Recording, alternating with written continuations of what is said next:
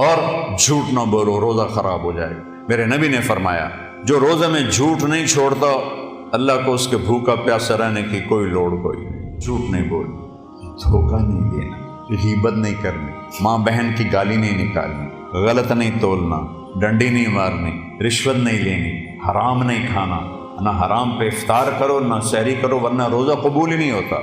Risk हराम, पानी हराम, रोज़ा कैसे कबूल हो? किसी से लड़े हुए हो सुलह कर लो, किसी से नाराज़ हो दिल को साफ कर लो। चूँकि 4 आदमियों की बख्शिश नहीं होती रमज़ान में, शराब पीने वाला, माँ बाप को दुख देने वाला नहीं, माँ बाप को जलील करने वाला, तीसरा जो खूनी रिश्ते से लड़ता है, चौथा जो किसी के लिए नफरत पालता है।